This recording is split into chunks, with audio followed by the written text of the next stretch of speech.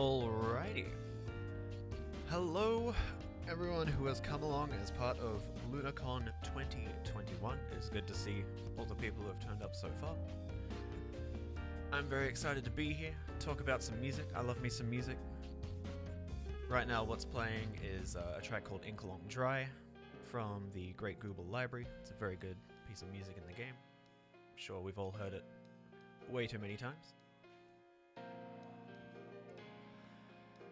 So without further ado, I will welcome you all to what I'm calling ScoreTours, which is a little homage to a fellow content creator called FFXIV. He has a series on YouTube called LunarCon2021, where he goes through a dungeon and talks about everything that he interacts with there, what you see, what you read, talking about how it relates to the game world and the narrative.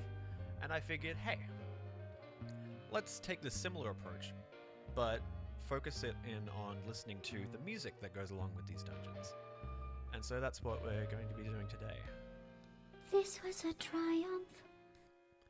Yes, for this presentation I wished to mute my alert sounds, but unfortunately I have forgotten to do that because it has been so long since I last used Twitch. CrafterZeph, thank you for the follow, but unfortunately I will be ignoring most of the follows just for the purposes of getting through the presentation today. I apologize, I'll get back to you probably.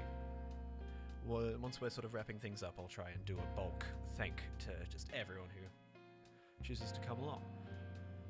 Alright. Let me pretend to be professional for a second and fade out this music so it's nice and smooth. Oh, look at that. There we go. Alright. I'll turn your attention to this PowerPoint that I've painstakingly set up. What we want to do is we want to ask, what's all this about? I've just explained that we're going to be listening to music from the game. We're going to be talking about how that can give us insights on the lore. Through doing this, I'm going to be drawing on my own experience as a composer. And I suppose I should introduce who I am real quick. Hello, I am Dr. Pingu. My in-game name is Doc Pingu on most of my characters. I am a musician and a very avid FF14 player.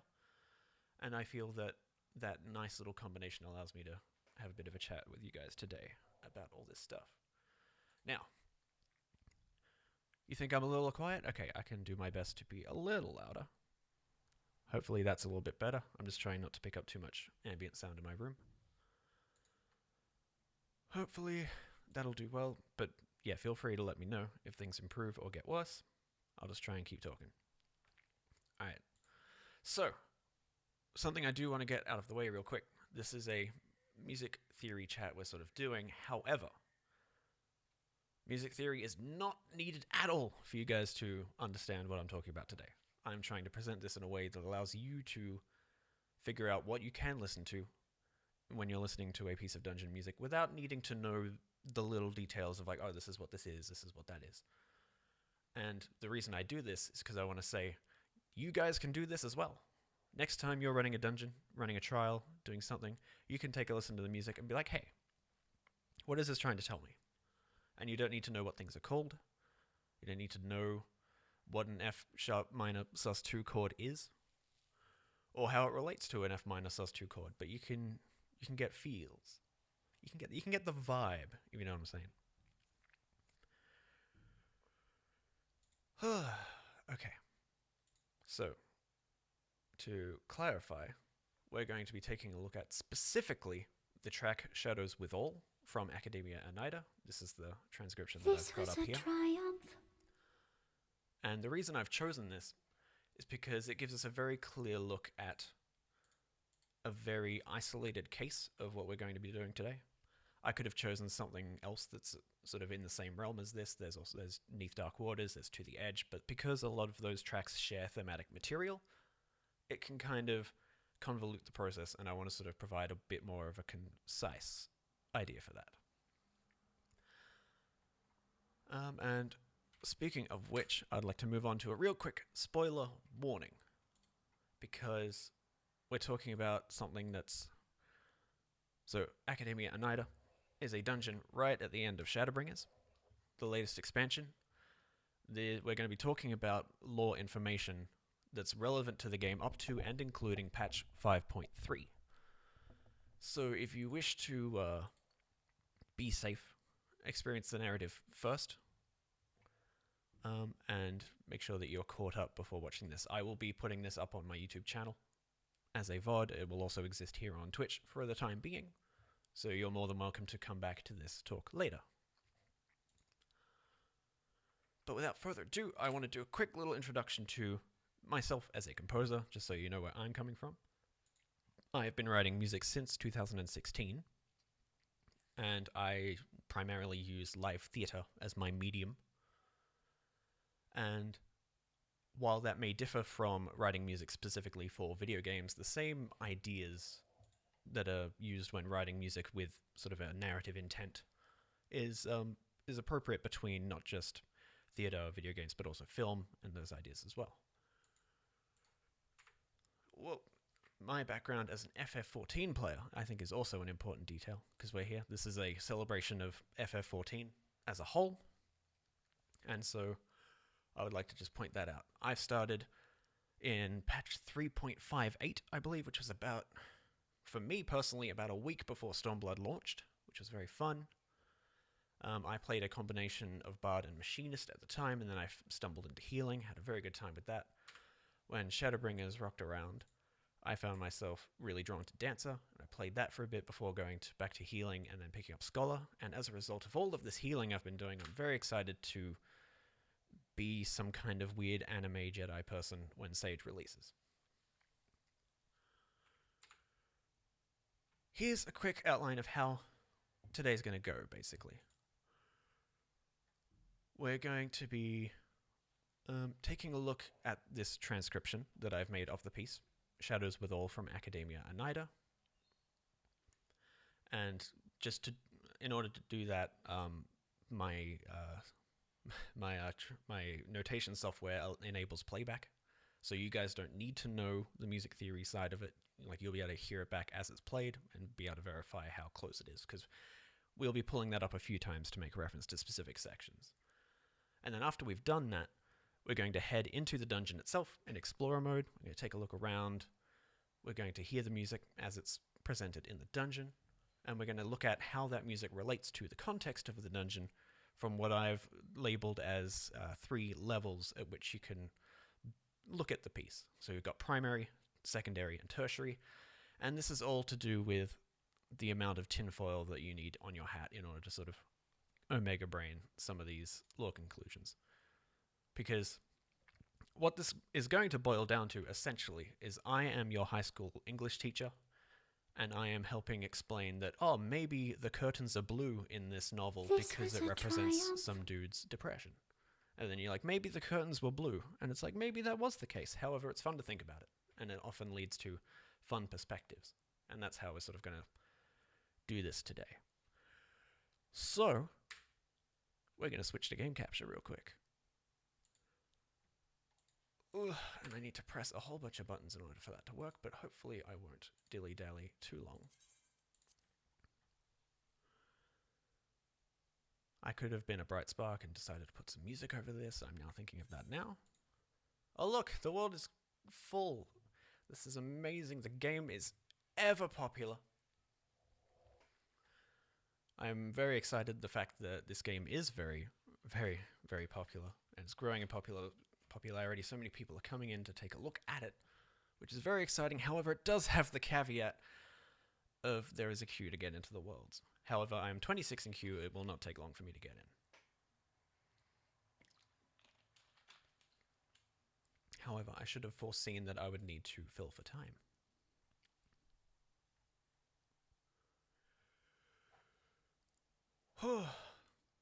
What I'm going to do, actually, is I will help break down the layers at which we're going to be dealing with things. So we're going to have, for the primary layer, this will be confined to like the very broad, very literal conclusions that you can draw from listening at things. This is going to be just to do with like stuff that you can draw as very basic one-to-one and all that. And then you'll ascend to what I will refer to as the Urianger level, which is sort of like a very specific nitpicky style of less literal conclusions that are a bit more abstract. So that's kind of like, why are the curtains blue? That kind of thing. Instead of just saying, oh, the curtains are blue, and it might relate to the socioeconomic things that are going on right now. You know, stuff like that. However, now I'm ready to go. Everything's sorted. And look at that. Oh, smooth transition to the in-game thing. Look at that. Isn't it great? Look at that. Alright. What we're going to do is we're going to go explore.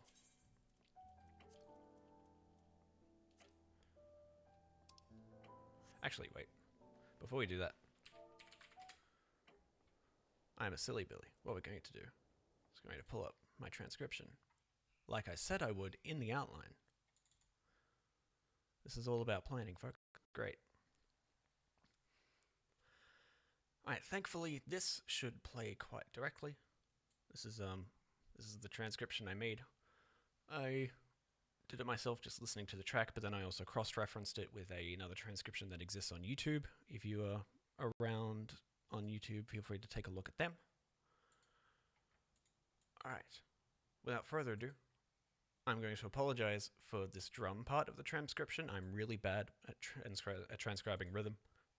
So this is very much a sketch of what the drum player is doing, but it follows a similar vibe. So let's get to playing this.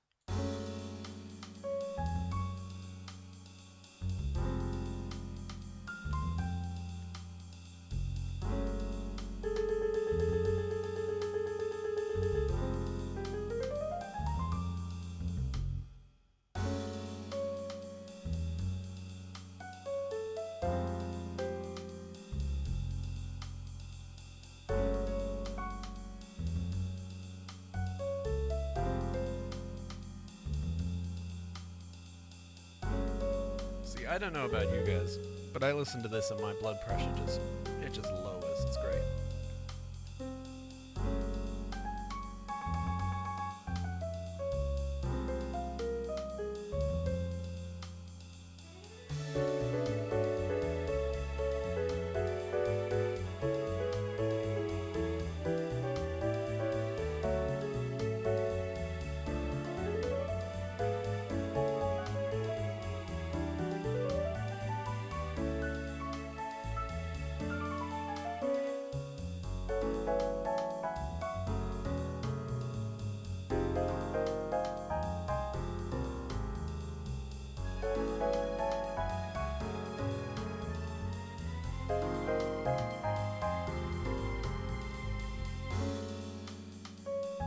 This was a triumph.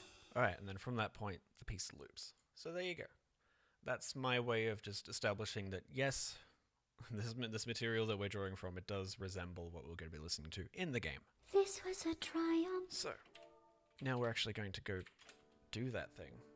And look at those two people dancing. I'm disappointed. Alright. Okay, double check we're in Explorer mode. Let's get ourselves into the dungeon. We're already taking way too long to get going. Let's do it. And I will clarify that in my transcription, I do not have the intro to this piece, but you'll hear that in just a second and we'll be able to talk about it a little bit.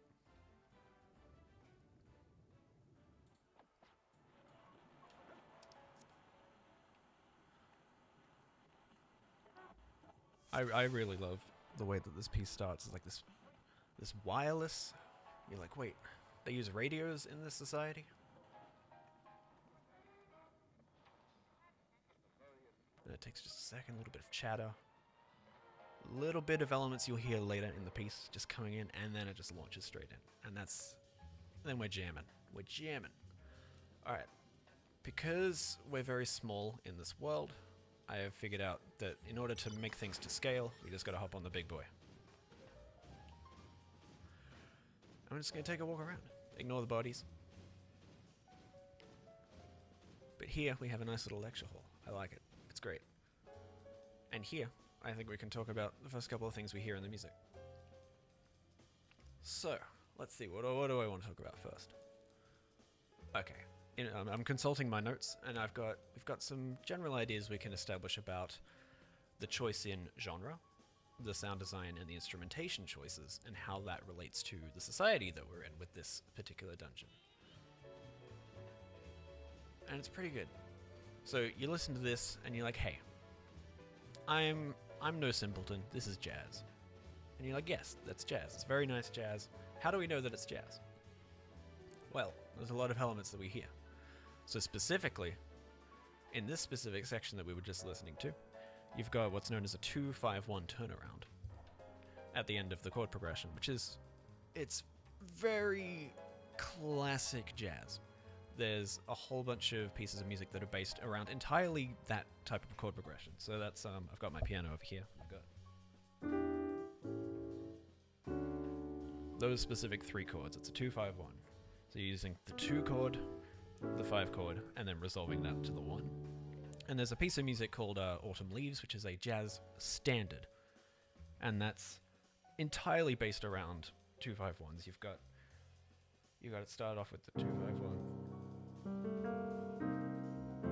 And then that 5 becomes, like, resolves down to the 1, which becomes a new 2, which then goes to the 5, and then it cycles around. It's used in a whole bunch of jazz stuff. And I think with that you can be like, okay, this is a jazz song. However, there's other elements that also make this like jazz. There's elements of back and forth in this. There's a call and response section that's like right after this walking bass section that we're hearing now, which I would dub the B section. And what that represents as far as the in-game world goes, we're sitting in an academic institution, like this is a university to a degree. Research takes place here, debates take place here. It's established in some of the side quests that the people who live here just love to have a great argument. There's no animosity, there's no hard feelings about any of it, but they just like to have a really good debate, a back and forth, an exchange, discourse. And that's spoken to very much in the discourse that happens in this piece of music. You could almost say the piano player and the bass player having like a nice little discussion. Meanwhile, the drum player is just rambling in the background. He's like, everyone's like, yes, Terry, we understand. It goes all the way to the top. We understand it's a conspiracy. You don't have to write all your papers about it, but fine, you can go. And also, I'm flipping back and forth between my notes here. We've got a really cool idea at the beginning with the radio static, because I know I'm not the only one who made this connection, but you hear that, and then you see just this in general. We're in an underwater city, and jazz music is playing, and you hear radio static, and you just think Bioshock. You think Rapture. It's that same idea of a high society that eventually just crumbled around itself, and that's the exact same idea that's sort of being presented here. And there's like this weird, like, tragic level of refinement here, because it's like, oh, we've lost all of this because of that. Like, just some really bad circumstances, and what was an incredible society that looked beautiful. Like, these buildings are lovely, the architecture is great, the work that was being undertaken specifically here at the university with all this research was really cool. They were talking about creation magic, creating they were just basically exercising god-level powers of like, okay, I can just make these things that I can conceptualize. And it's ultimately just horrible that it all just ends up being completely lost. See, look, this is madness. That guy says it right. It's crazy.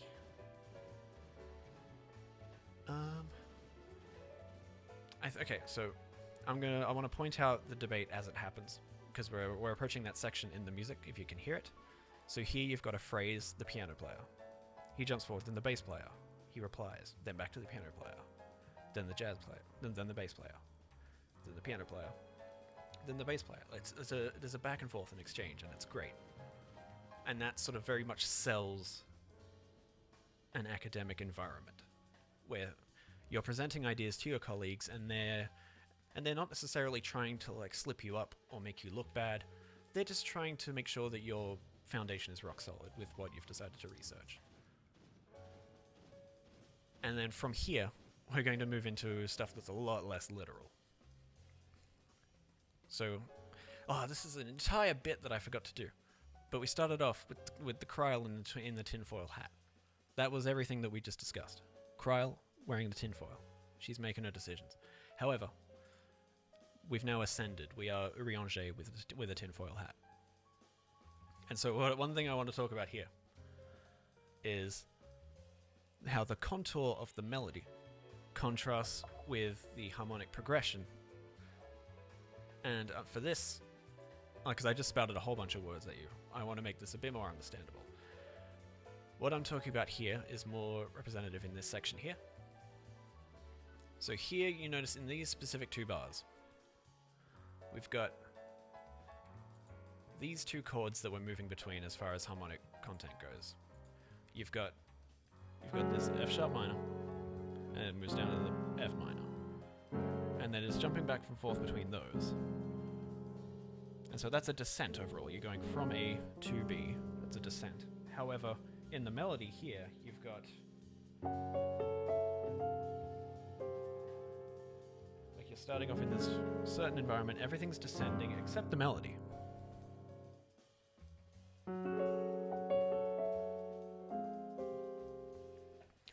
And that's something I wanted to point out. This is almost like the harmony broadens itself at that point. It expands. And it sort of, I feel like this is the conclusion that I've drawn. It's able to be representative of an expansion of ideas, which is what happens at an academic institution like this.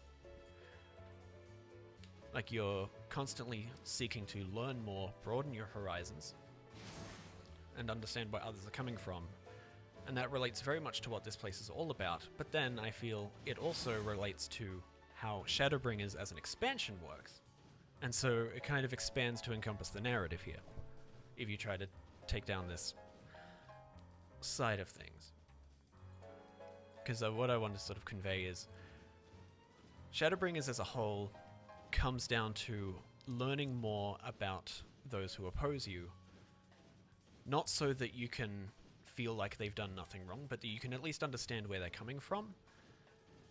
And especially in the case of this specific story, even though you know what's going on with the villains, you know their motivations, you understand why they feel this way, they're still in a situation where like your two ideals cannot coexist, because they want you gone so that they can bring back what they lost. And that's sort of represented by this expansion in a way of these two chords moving up, because everything just gets sort of broadened. Like, I was thinking about it before starting this presentation, but with due respect to Shadowbringers as an entire expansion, it's great all the way through, but then you get to the Tempest, you find this city, and the goalposts just get so moved in a... I'm speaking a little low, I'm sorry, I'll try and be clearer. But yeah, like, the goalposts just shift in such a way that your entire contextual framework for understanding the game just shifts. And you're like, oh my goodness, there's this to consider. And you're like, wow. And almost like that is kind of represented in the harmony here in a way. And that's kind of pushing against the grain. And it's just, yeah, I could fall down a rabbit hole talking about just little things like this. Like, for example, these three sections in the piece that I've identified. You've got the first section, which is just started now. This is playing through. And then here things are very chill, moving forward. And I would like to suggest that each of the structural points in this song are representative of different points in time. So I feel that this is very much the way Amarant used to be as a society. This is them existing, jamming out, having fun. However, things then immediately speed up in this B section. And I would kind of posit that this kind of represents the final day's beginning to a degree. Everything's starting to go really bad. Things are hectic, people are rushing around, they don't know what to do. And they're sort of looking for solutions. And then you get to this C section where people are having a back and forth, there's arguing going on. People are trying to figure out what's the best way to move forward with this. You got some people who are like, let's summon this Zodiac guy who can help us. But then other people are like, no, that's a really bad idea. We need to keep that in check and with our own ideals. And then it loops back around to the beginning as like a cyclical process. And I think that's kind of neat. And we're sort of straying into extreme speculation territory here. And so what I'd like to do is I'd like to ascend to the final level. We've got Kryl with the tinfoil hat. We've got Urianger with the tinfoil hat. Well, here we go. We've got Hildebrand with the tinfoil hat. Let's get ready to go. It goes all the way to the top, guys. Get ready. What I would like to suggest here, this is purely my speculation, but it's hilarious to think of it like this. I would like to suggest that the jazz trio that is playing in this song represents the 3 unsunded Asians as characters. And I'll point it out to you. So what we've got? We've got 3 instruments here. You've got the piano, you've got the acoustic bass, you've got the drums. And then the strings play sort of more of a supplementary role. They're not featured within this whole piece. Like, you hear them just a little bit. And what I want to do is talk about each member of the 3 unsunded Asians and how they fit into this. So we'll start with La Habrea. La Habrea, I feel, is the drums. He's chugging along. He's going. He's just going at it. There's no stopping. And this is represented in Tales from the Shadows. And in this bit, it's spoken about how La Habrea, he goes to set up a calamity, and then he just doesn't stop. Whereas that's completely juxtaposed by Emmett Selk, who he will take one lifetime in order to set things up, line it up, get an empire started, so that those pieces may fall in the future. Yes, as Kobe points out, we've got dark steel tinfoil hats. And so what I'd like to say is yes. So it's... Sorry, I'm trying to organize my thoughts. I'm too excited here, because it goes all the way to the top. So Emmett Selk, he is the bass player. You notice through all of this, he is very laid back. He's offering his ideas. He's just doing his little stuff, setting up stuff so that it can fall down later. And then, when the situation calls for it, he decides to put that bass on a leash and go for a walk. And that sort of represents how Emmett Selk, he will be spurred to action when it's absolutely necessary. And he'll just he'll do what he needs to do. However, if he's allowed to, he'll just chill. He's doing his bass playing. He's just hanging out. And then that brings us to Elidibus, the final one. And I'll talk about how he is most certainly the piano player in this trio. There is a intermediary aspect to the piano part. It's not as laid back as the bass. It's not as intense as the drums. It sits in a space in between, and it's able to speak to both in ways. It fluctuates. So like in this bit, like it goes much more hectic as it goes down. And then through that action, I feel like he's able to spur the bass player into joining in this section. And what I'd like to mention here is, because I've ignored the string section up to now. It was kind of supplementary to what's going on. But I would say that the strings, it's a chorus of voices. And I feel like that represents the ancient society as a whole that they're striving to bring back. These are the people who have placed their expectations on them, who they feel responsible for looking after. And there's such a good degree of like the way that the voices are tightly packed in this first section, like in the middle section when the bass is walking, the drums going, the piano's going. These voices are tightly packed. They're going. But then, in the very final section, when everyone's starting to argue about what to do next, these voices are very thin. They're very sparse. They're very far apart. These are like more than 2 octaves apart. And so they're almost like just echoes of what they used to be. And that's kind of the fun degree of speculation you can get to when you're looking at the music like this. And it may or may not be true. It's entirely... It's entirely possible that I'm talking completely out of my butt. But once you have the picture of the lore in your head, you are able to come to these interesting conclusions when you're looking at the music like this, that it's just fun to think about. And I'm hoping that me doing this today is able to help you guys feel that way. Feel like, yes, this is kind of what's going on. Like, this is kind of a fun thing to do. It's not necessarily going to give you the answers to questions. It might lead you to just more questions. See, exactly, that's what I wanted, Blaze. I'm now imagining the Convocation as a jazz band and a fun picture. That's what I wanted to get across today. It was all leading up to that. Like, you could even take it even further. So, if you look at it in relation to the dungeon itself, you've got very different sections here. You've got the words of Metron, the words of Halmurut, and the words of La Habrea. And you could argue that the trio in this song could be those 3. However, we would need to know more about them, because it's established that these names, they are not the names of specific people, they are titles, they are positions. So the La Habrea we know is not the La Habrea that is in this dungeon represented by this section of the dungeon. And so it's entirely feasible that they could be the jazz trio. It could be a different trio of people entirely. It could be Emmet Selk, Hythlodeus, and Azam. It could be that. It could go that deep. But... So what's this, Kobe?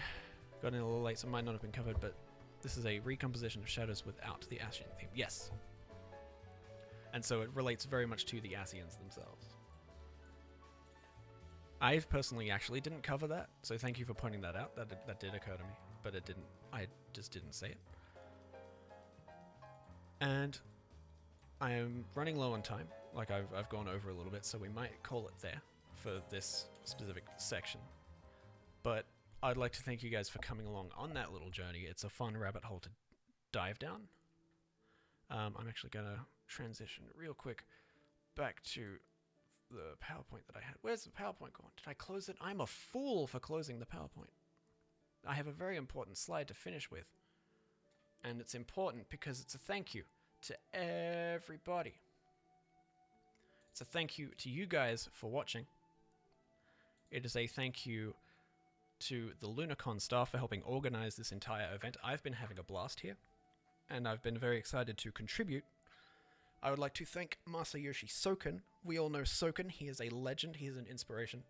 And it's his music that allows us to have these fun conversations. I would also like to thank the Bitter Bits FC on Behemoth for putting up with my antics, because I am insane. And I would also like to extend a very warm thank you to my partner for supporting my passions. I do have links to my stuff over here if you want to go take a look at them. On Twitter, I am at Dr. Pingu, and then I'm some variation of Dr. Pingu elsewhere. I do have an album, but I'll talk about that another time. I want to point you guys towards the next panel, because this panel looks cool. Oriza is a really cool individual, and he has some really interesting things to say about raiding. And so I will organize to do a quick raid where we send all you guys over to that channel. So, we'll do that real quick. I'm just going to go to this. I'm not switching to game capture, but this just allows me to cover my screen. Thank you, everyone, for coming along and joining me on the conversation. It was not as structured as I intended for it to be. However, I feel like I had fun, and I hope you did as well. And now I'm trying to desperately find the button to raid, because we're going to go and take a look at Oriza Mercury, and I'll see you guys over there. So thank you very much. Is this how we... Yeah. So it's now, everyone get ready to raid the boy. And I'll catch you later. Ba-choom.